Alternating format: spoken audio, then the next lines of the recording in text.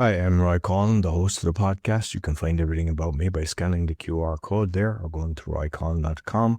And you'll find my six podcasts, the Podfather, helping people become podcasters, the Awakening, exposing fraud and corruption, but with solutions, the Crypto, all things blockchain technology, Meditation podcast, Speaking podcast, and the Learn Polish podcast. You can also help the show by actually making a donation, visiting the store, or helping my sponsors. I hope you enjoyed this week's show. Welcome to the Meditation Podcast. You can find all our episodes on the meditationpodcast.org. My guest today is Greek, living in London, the UK. He's a health consultant, personal trainer, author of Breathing for You, a breathwork expert, and yoga teacher as well. Please welcome Anastasis Tzanis. Yes, nice to hear you. Anastasis Tzanis, yes. Okay, I didn't. Yeah, it's a little difficult for me to A pronounce. handful, right? So, Nice to be here. yeah. So I suppose let's start because you were, I believe, a paratrooper. So I presume that's how your whole kind of journey getting into what you're doing. So you may kind of tell us how you got into that, what it entailed, and then how you kind of got into what you're doing now. Sure. So I guess being a parachuter in the Greek Special Forces was the first formal job I had. And it lasted 1 year because that's how long the national duty in Greece lasts for. But obviously it's not something that you can easily forget. And also it will have an effect for the rest of your life, an intense of an experience as it might be. And as our listeners will figure out very soon, is that a lot of the lessons that I took from there, I found are relatable to other parts of life, such as corporate environments or even how we deal with stress. Obviously, being in special forces is not a relaxing environment, and maybe there are some lessons that people can take from there and apply it in non-military related aspects of their life. So the reality is that I ended up there because I had a big drive, a big interest on physical stress, on being challenged on a physical level. And it was true. It was challenging and it was revigorating in many ways. But at the same time, I realized while there that there was the mental stimuli, the mental aspect that was missing. Which fast forward like 3 years from then, I found satisfying this need for mental challenge and mental stimulation when I was then in banking and working as a currency derivatives trader, which I did for 6 years. And then I found that they're satisfying and stimulating as it was for my mind. It was not on a physical level interesting enough. And maybe I could say that my physical health was deteriorating while I was working in banking. So this kind of brought me to the realization that we have to keep some level of balance between the two. It was also the time while in banking that I started practicing yoga and meditation, and everything kind of came together in that respect. So that has been a synopsis of my journey in my first adult life, part of my adult life. And when it comes to my current job and my current, probably the conversation that we'll be having today on breathing, I think it is these challenges that I faced early in my life that kind of led me to write the book that I've written, to do the consultancy work that I'm doing at the moment. And like trading is a very stressful job. And was it because it was stressful that got you into the meditation, the yoga, that you realized you needed an outlet to kind of relax? Maybe that was part of what I was searching for at the time, but I wanted to make the following, clarify the following thing, that I'm not I don't believe that stress is necessarily evil or poisonous or even avoidable. I think that I see stress as part of life. I think anyone with ambitions, anyone with that wants to make the most of his time on this planet, will have a stressful events, and like the more probably one wants to make out of his life, the more stressful events he will experience. If you think of leaders and athletes and the people that we aspire to, probably they're the ones that have deal with the highest levels of stress. What is but what matters is that how we deal with it. And I think meditation is one of the best tools one can use to help himself deal with stress and not run away from it. Right. So yeah, partly was I didn't feel myself adverse to stress at the time. So coming back to your question, I was not running away from stress. I was very curious about meditation. I was very curious about improving my mental and cognitive functions, but not because I wanted to run away from stress. Okay. And just with the meditation, then what ones did you start off with, and kind of what was your journey with different types of meditation, and have you got a practice today that you use daily? Yeah. So I started off in the most popularized way of meditating, where someone is guiding the practitioners through, and there is probably as I perceive it at the moment, a non-stop delivery of information, stimuli, and so on. And that's fine. That I think that's very helpful. I think a lot of people, when they're starting out, they need someone to hold their hand. They need someone to keep them on track and not digress and have maybe going to monkey mind thoughts. So that was it, and I found it very useful, very interesting, very helpful at the time. It was when I started reading and learning more about Zen Buddhism and Zen meditation that I got more and more attracted to the non-thinking, no stimuli, empty state of mind, which in my perception at the moment is, probably what meditation is really at its heart. And that's probably what my practice is at the moment. I usually do it at the end of the day with my partner. Most of the times we just spend 10 or so minutes meditating before we go to bed. And that's it's quite simple. Now, I've never heard of somebody actually say that they've done. I think that's a beautiful thing to do, that you do that with your partner, that you kind of have a kind of routine, because usually when I'm talking to people, it's like sometimes their partner doesn't get it and they just kind of go away. I've even heard of people, they go into the bathroom and that's where they lock the door and they have their peace and quiet. But the fact that you can kind of do it together, I think, is beautiful. Yeah. I mean, she has a long lasting practice herself, and maybe we will review the day, we will catch up, but then just before we go to bed, we will say, okay, shall we meditate? And that's usually what we do, and it's a very good preparation for sleep, to be honest. Neither of us has challenges with sleep, but I consult a lot of people regarding improving, for sleep purposes. And I think it's a very good practice to drop the cortisol down, to empty your mind from anything that preoccupies you, and have a good night rest. Very good. So with the breath work, because I mean, like you've written about it as well, but there's so many different types out there. I believe from the website, was it Wim Hof? Is that how you got into it? By Yeah, perfect, correct. Yeah. So very briefly for the listeners to get a little bit of an understanding of where I'm coming from. So yes, it was 2015, and it was the very maybe if we was to take a step back, it was 2012 when I did my first yoga teacher training. I did two.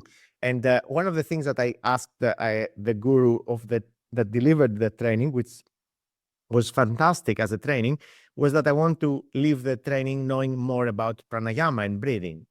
And amazing as the training was, I didn't know anything at the end of the training regarding breathing. I left as clueless as I arrived. But that didn't put me off. I was teaching yoga, and then it was like a very short part of a podcast that I ended up listening, and I heard the interviewer saying, interviewing Wim Hof. Wim, for the people that don't know him, he's a Dutchman that exposes himself to extreme temperatures. He has a few Guinness records. He's really popular all over the world, but sometimes some people happen not to have heard of these amazing individuals. And one of the things that the interviewed told him, and it hit home for me, is that as part of the yogic tradition, yogis have been in the past exposed to extreme cold temperatures, extreme heat, and used their breath to moderate their body temperature. But nowadays, most yoga classes is more like aerobics, and this resonated with me. At the time I was teaching yoga, and I thought, okay, what I'm teaching is more close to aerobics than telling people how to moderate their breath.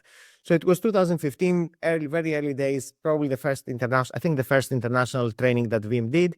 I did the training. 1 year later, I finished it, and again, although we did a lot of breathing practices during the training, I knew again as little as when I arrived. Unfortunately, the background and the maybe a little bit of the knowledge of the course was very, very basic in that respect, and I didn't know what is going on during breathing.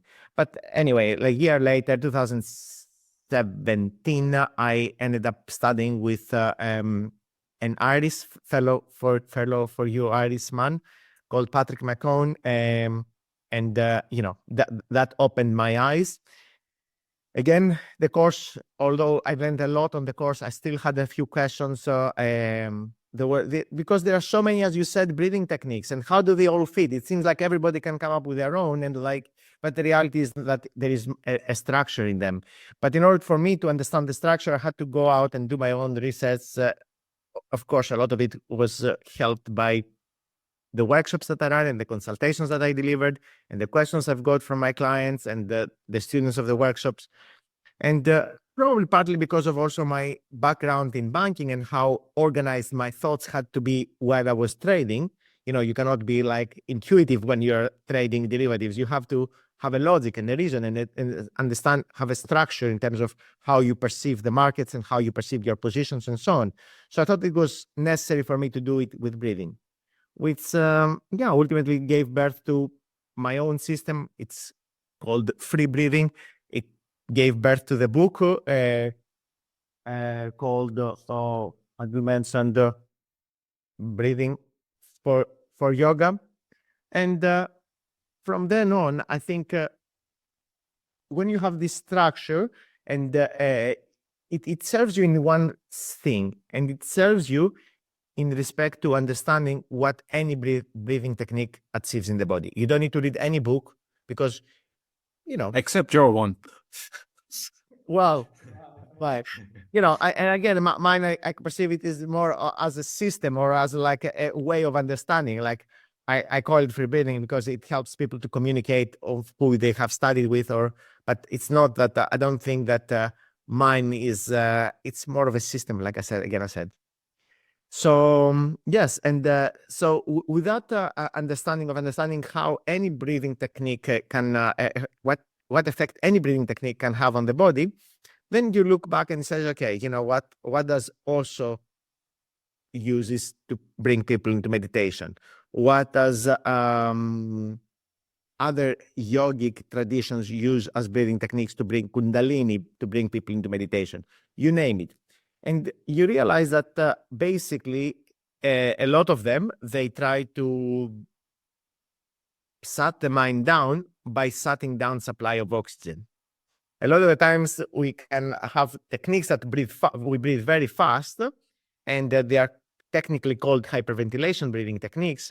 They basically deprive the body, deprive the brain from oxygen, although we breathe faster because we get rid of carbon dioxide, and I don't know how much we want to get into the science of it.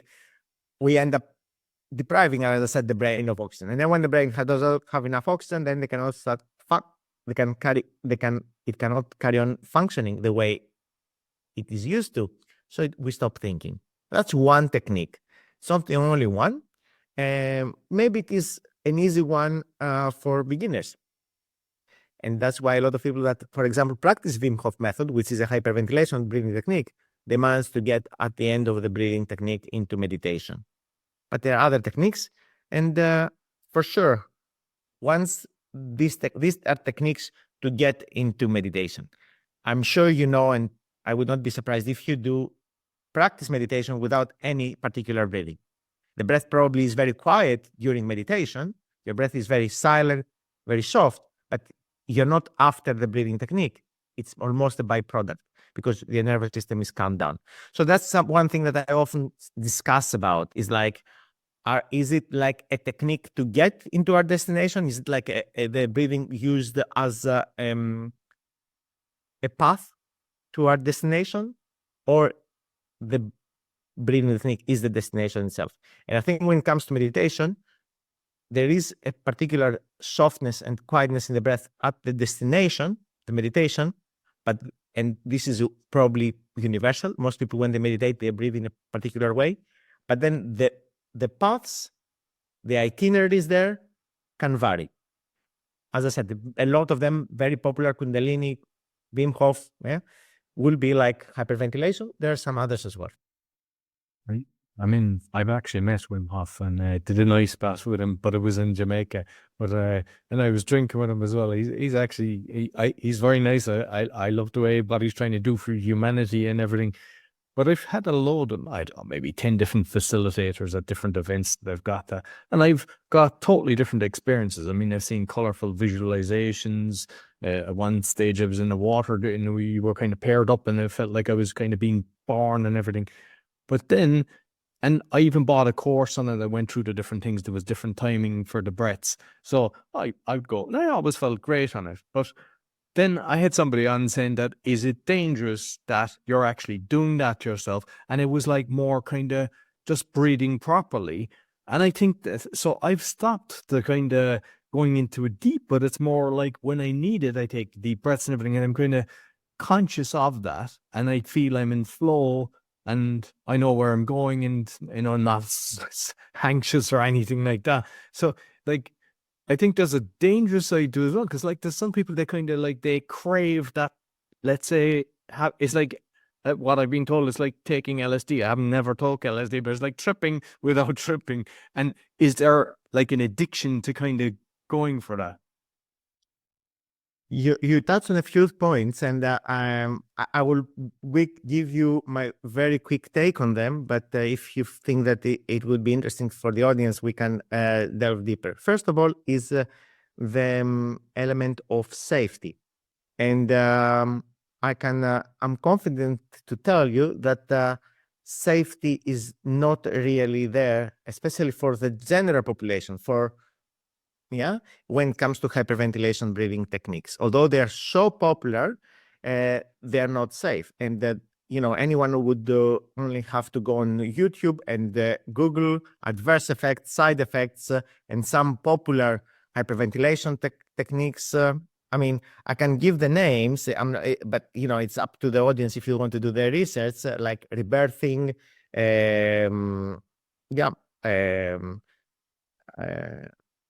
conscious connective breathing, I think it goes sometimes under alchemy of breath. I think at some point I was invited to speak to one of their trainings. Holotropic breathing, like we mentioned a few others before, and see adverse effect. And the reason being is because of what I said, or partly of what I said. There is also the deprivation of the body of calcium that is needed for the nervous system. And as a result of these techniques, maybe you or some of your friends in Jamaica experience that, where there is involuntary contraction of the extremities that you cannot control. So people have they call it TRX hands. Yeah, I had that at one event. I remember that. I was like, yep. So this is because of the deprivation of calcium from the body. It is like you can find it in research and so on. Of course, in a healthy individual like you, no problem. But in people with neurological conditions, in people with cardiovascular problems, always with pregnant women. We always have to include this demographic in. So cardiovascular problems, neurological problems, and blood sugar regulation problems. It is only safe to say that they have to be extremely cautious when practicing these techniques. Yeah, so this is it in terms of safety. But yeah, whether it is addictive or not, there is an element, and this is again something that has been found in the Wim Hof practice, is that there is an increase of adrenaline that takes place during the breathing practice. And adrenaline, as I'm sure every one of our listeners knows, is addictive. I have paid my dues. I definitely can claim to be an adrenaline junkie for a big part of my life. Even after finishing the army, I was skydiving. I loved being on a motorbike. It maybe runs a little bit in my family as well from what I have heard from my ancestors. But why do we get addicted to also food or all these activities? Because of the adrenaline. We can get the same effect from breathing. Whether it serves us or not is a different situation. And again, is it always dangerous? Probably not. But we need to appreciate if we are under the high risk categories, and in that case, we need to act accordingly. Yeah, excellent. And I suppose, we kind of touched on anxiety and stuff like that, because there is, especially now, you're in the UK, you can see it. Like, people are stressed to the hilt trying to survive. They're in survival mode. They're worried about, is there going to be World War III? Everything is kind of panic, which isn't helping anybody, because I think, the stress goes into your body, which in turn damages the cells, which in turn can cause cancer, which has gone through the roof. So it's kind of a knock-on effect. So, what kind of breathing, or what would be the best way of kind of reducing your fear, your anxiety, your stress? So, Roy, the way that I discuss this topic in consultations or lectures is always by starting with an example and a parallelism, I should say. And the parallelism is the following. Being in a panic attack or an overwhelming stressful event that we feel we cannot handle can be considered similar to being in the sea while there is turbulent water halfway through a sailing trip. So if we perceive life as a sailing journey, at some point while sailing, we find ourselves, not anymore on the boat, but in the sea, fighting the waves and feeling a little bit helpless in some way. Now, there are different degrees of helplessness that people will feel with anxiety. Some know that they will get over it over a weekend, and some people feel like incapable of, and they sometimes even unfortunately terminate their lives, right? So there is we are all sitting somewhere on the spectrum at different times. So now we can think, okay, if breathing, and then a lot of people intuitively will say that breathing should be able to help. And I think they are right. But I think they don't appreciate how many ways the breathing can help. And I like to group these two techniques, these two group of techniques that people that suffer with anxiety can find the support through breathing. And the first one is to make them better swimmers. This is the most common example. So if you think of someone being in a stressful situation, you make him or her able to cope with the situation.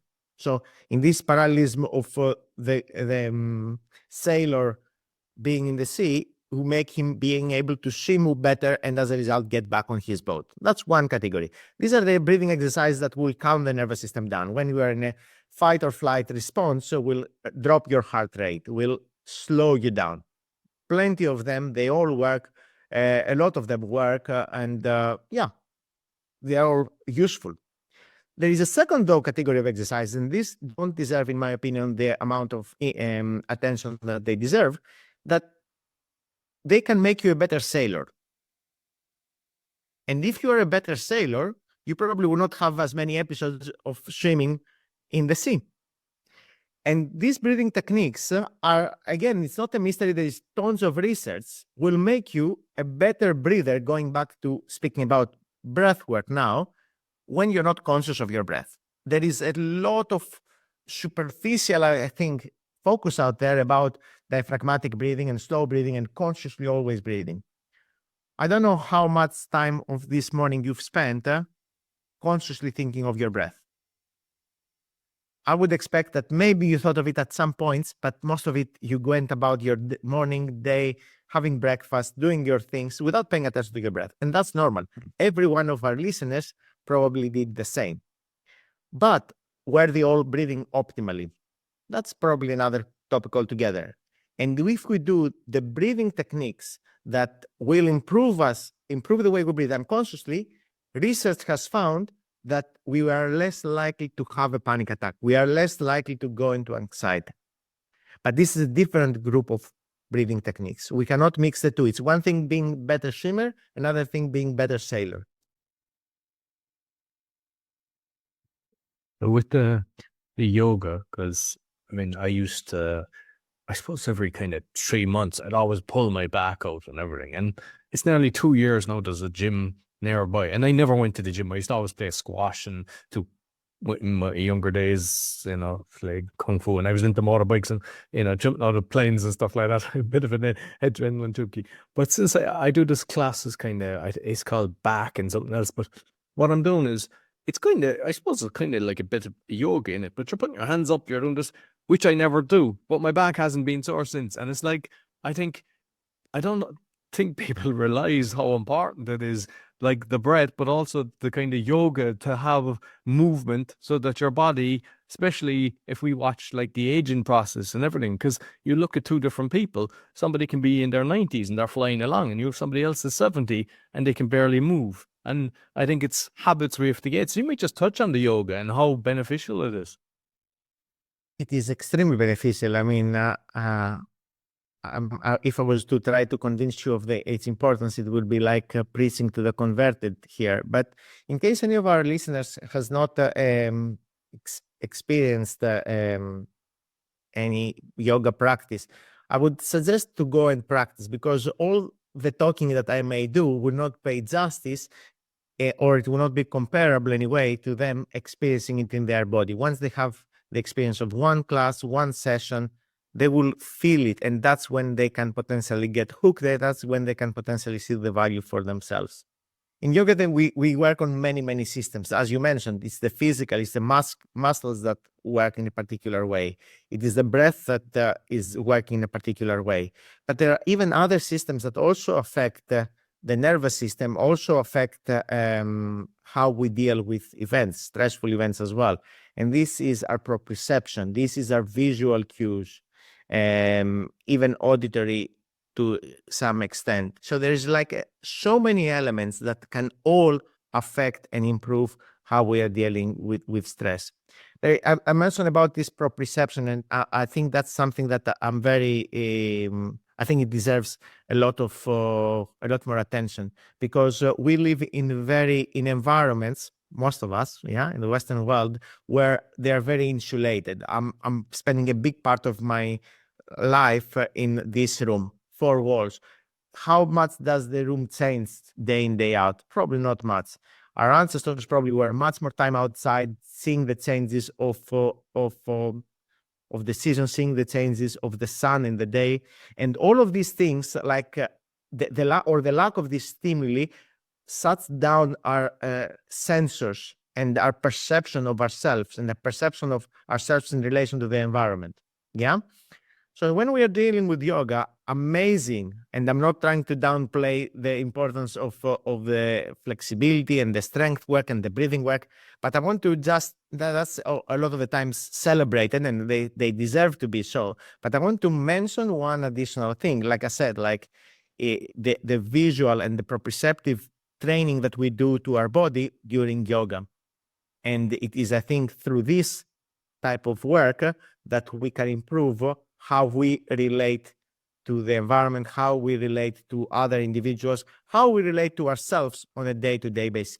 Even check in with ourselves and understand that today I am stressed. How many people have you consulted? How many people have you met that they are a ball of nerves, but they are not aware of it?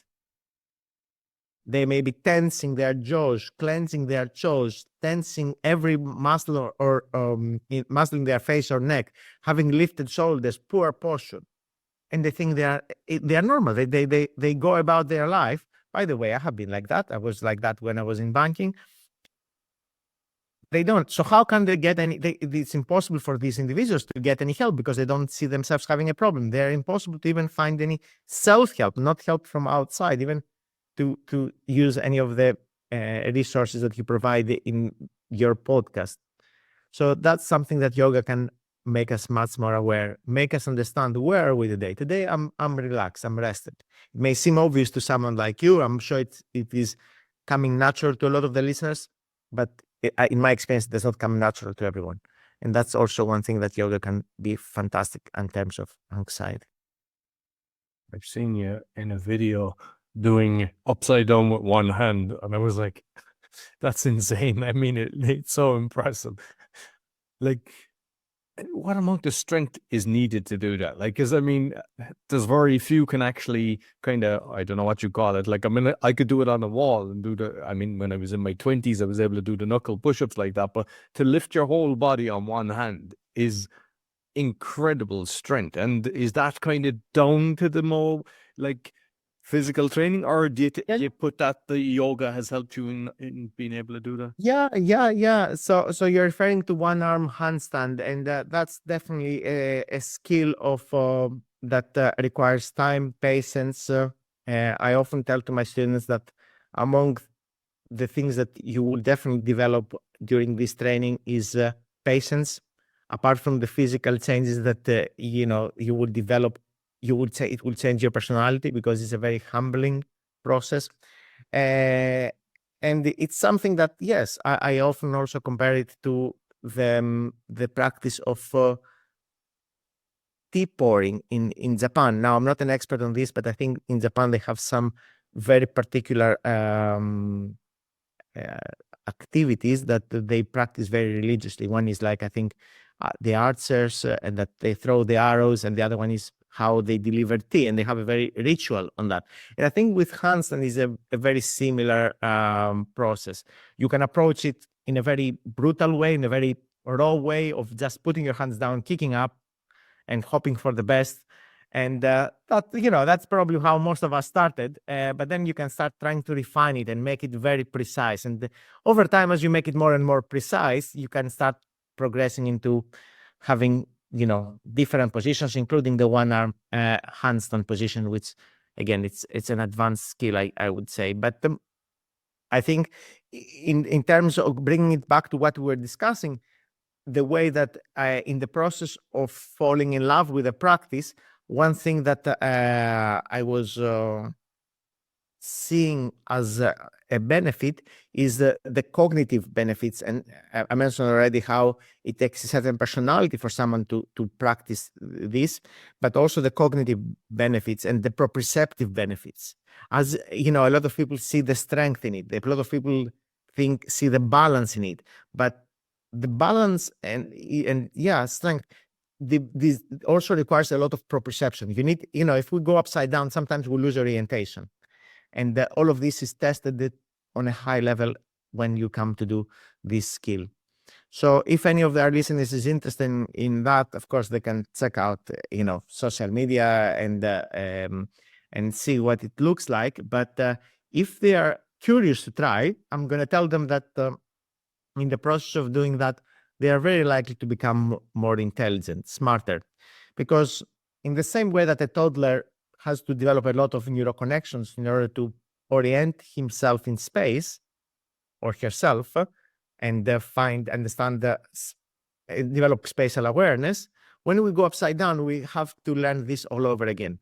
And in the same way that every time we learn a new language, research has shown that we decrease our chances of having Alzheimer's, and the aging improves, and all of these things, because we have to get our brain to fire in different ways to learn the new language, the new vocabulary, the new grammar.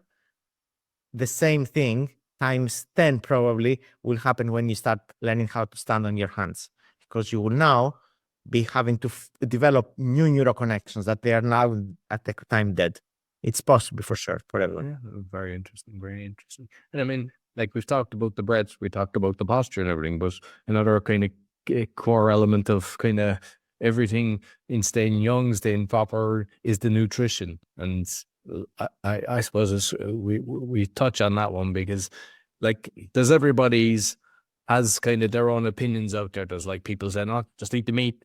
Then there's others saying, "Just eat the vegetables." I have seen both looking very ill. I've seen vegetarians that have changed their mind and gone back in it. I've seen people that are vegetarians that look fantastic on it. And I've seen bodybuilders that are vegetarians.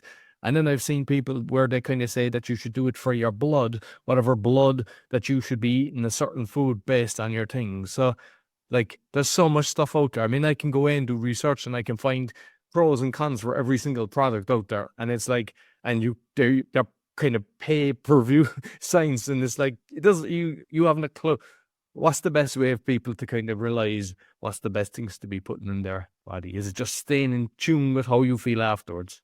Yeah, I think yes. So our body's intuition is amazing, and I think if in doubt, I think anyone is best off to stay with moderation. I think a lot of the things that you mentioned, like vegetarian diets, carnivore diets, ketogenic diets, these are all, I would dare to say, extreme, but extreme that they may serve a purpose, and they may serve a purpose, a specific purpose in a specific group and demographics. So we can say that, for example, like there have been certain cancers that have been found to be benefiting a lot from a vegetarian diet for a period of time, and other ones, including epilepsy, that have been found to benefit a lot from a ketogenic diet. There is the research. So, but this knowing that already helps us divorce the idea of one golden bullet, one ideal diet that will suit everyone forever. Most people, I think, can live very healthily on many different diets. Probably you adopted some different diets during your life, and you were healthy during both of them, or they are actually maybe no more than two. They are probably different ones, and you are still a healthy man. So obviously, none of these diets that you tried killed you. And maybe now you also don't follow one specific one. Like from a conversation that we have, you seem like an open-minded person and like probably open to try things and open to adopt different things in different times. Yeah, most people will eat very differently when they are at home and when they're on vacation, and they're still alive. So instead of going into the extremes, I think it is worth keeping in moderation, understanding that there is not one ideal diet, but there are different diets that will serve us differently at different times. And when it comes to the individualization of one's diet, I think yes, intuition can go a long way. The only issue that I would like to raise in regards to intuition, and which I think is very useful, is that intuition for most of us is uneducated. Our intuition is not educated. One example that I usually say is that if I feed myself French fries every night for 1 month, and after the next day after this experiment, I try to use my intuition to decide what I'm going to eat, it's almost guaranteed that my intuition will tell me to eat French fries. I'm not trying to vilify French fries, by the way. I like them. I'm eating them occasionally. Well, but if you're talking about the ones at McDonald's, I found out recently they have 16 ingredients, so stay away from them. Oh my God. Okay, yeah. But there are other probably healthier French fry options. But you see what I mean. So one thing that I like to do when it comes to consultations, and by the way, it's we're opening the can of worms here, but also we were speaking earlier about anxiety. Nutrition and gut health can go a long way towards anxiety. A lot of the times I had cases where people with anxiety would have candida or would have other problems in their gut. So breathing is one concept or aspect of it, but nutrition can be another. So one thing that I like to suggest, I do with a lot of my clients, is I try to train their intuition, train their body. And the way we train one's body is by exposing them to specific protocols. So, for example, one can adopt like a moderate fasting protocol and expose himself to a little bit of a break from eating. And then a lot of the sensors and the palate and the gut flora will be like trained to ask for different things. How will the body respond after this short period of time? The body learns how to what to ask. Another thing can be even like another thing that will train the palate and our intuition is exercise. We probably don't crave the same things when we are exercising more or when we are very sedentary, isn't it? I'll give you an example. I started upping my ante with the gym, and I always have a sweet tooth. I don't have a sweet tooth no more. I crave chocolate. Like I could eat a full bar of chocolate. I tried to get high cocoa content, so then I don't eat as much. But if there's cakes or biscuits, it's gluttony the way I do it. And even my son now is looking. He's like, he wants an ice cream, and I go $9,000, and he's like, what you? So and like all I can see, the things that I'm doing different is I'm training a lot more. So perfect. I think you could not have given a better example, Roy. So that's exactly it. If anyone is listening to us, I suggest they can start because it's useful also to give some practical tips away. Try by skipping one meal. Try to do for 1 week or 5 days, 16/8 fast, and see if your intuition changes afterwards. Try to increase and after maybe a few weeks, try to start going to the gym double the time that you did, or whatever activity, physical activity you do, just for 1 week, just for 2 weeks. It doesn't have to be forever. Increase how much you train. What is your intuition going to be like? Because these are stimuli, these are environmental. We have, our DNA and our gut flora and all of these things asking for things. Yeah. Nutrigenomics is an area where we look at one's DNA and we see what foods one's would someone benefit from and what supplements one may need more. And that's very interesting. It's part of my work. But what's more interesting, I think, is like the environment, how our environment interacts with our DNA. Because your DNA did not change when you were craving the 1 bar of chocolate a day. And now you have the same freaking DNA. But the stimuli, your environment, your lifestyle has changed. And that was enough to get you out of the habit, because now your body asks more for, I guess, higher quality, higher in more rich in nutrients food. I'm just curious that, like, I know that a lot of people, they kind of advise against alcohol and everything. But if we look at, like, I mean, I've been to Greece. I love Greece. I think the food there and everything. But it's nice to have a nice glass of wine with it. Same in kind of like Spain or France. They tend to have a glass of wine with the thing. Is that something that's actually damaging you, or can it be a benefit once you don't like have a full bottle and just having like 1 glass of wine, say maybe 2 with your meal? Yeah. So again, it will depend on who we speak with. I recently, I'm not at the moment, some of the people that I work with are, and that's very much, I'm repeating things that they have told me, alcohol, even in small portions, everything is relative, of course, like, have detrimental effects in their mood and in their digestive health. And for these individuals, again, I encourage to refrain, because what I want them is to train, educate their intuition, educate their gut, give their liver a break from this. But are we speaking to someone that is healthy, has a strong liver function, and would wake up the next morning without much of a hangover after 1 or 2 glasses? In that case, I think it goes more in terms of, actually getting the benefits of this relaxing, because there are so many additional molecules and the endorphins and so on that we will be producing when we have a nice experience and a social experience around alcohol consumption. So I'm not here to vilify alcohol. I'm not here to say that, you are diagnosed as having an alcoholism problem. Ignore that. Keep going. It's a matter of the individual. I think once they go through this process of exposing themselves into these phases of refraining, of clean eating, then these are the ones that can tolerate all of these things that potentially may also jeopardize. Does it make sense? Yes, absolutely. Yeah. No, fantastic.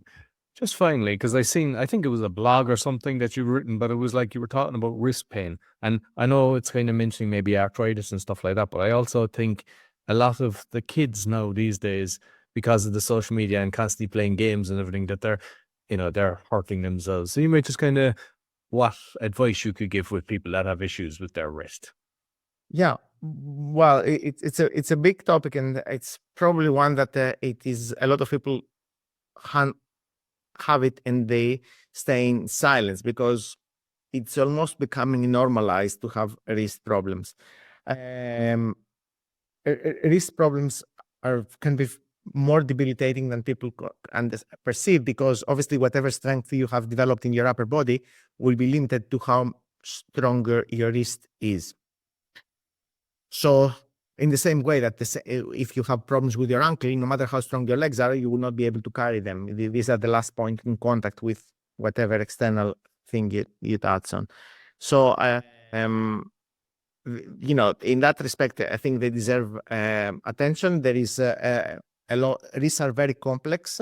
They very much depend on how the shoulder functions. And of course, depending on whether there are other joints that are also feeling vulnerable, I suggest the individuals look at them in a more holistic way and appreciate maybe if there is any systematic inflammation in the joints, which is very common again in people that have chronic problems. And, of course, there is osteoarthritis and so on. Joints are not easy to strengthen. Wrist joint is a little bit complex. Of course, if you work with an individual who has experience, they will definitely be able to help you restore. It is a matter of appreciating it in the general context of what is the whole condition of the body and working around it, working with it. Excellent. Listen, thoroughly enjoyed the conversation, and I must get your book because I like the way that you delve into everything and you don't just accept anything. You actually do a lot of research. So I'd like to go and get it. Send you a copy. Okay, brilliant. And then I'll have you back after I read it. So it'd be great. So you might let the listeners know where they can find you. Sure. So best way is my website, but I'm staying quite active on Instagram as well. So Anastasis Tzanis is my handle on Instagram. And Tzanis.com is the name of my website. And maybe I can send you the URL and we can include them in the links below. So I'll put both all your social media and the audio and the video. Thank you very much. Thank you very much, Ron. That's all for the meditation podcast. Be sure to give us a thumbs up, 5-star rating, share with your friends, and comment on what we discussed. Until next week, take care. So I hope you enjoyed this week's episode. As mentioned at the start, you can find my 6 podcasts on roycollin.com or scan the QR code if you're looking to start a podcast or do a podcasting tour. I help with that. Also, if you're looking for a virtual assistant, we also have that service. And you can help the show by visiting the store, supporting our sponsors, or making a donation. Until next week, take care.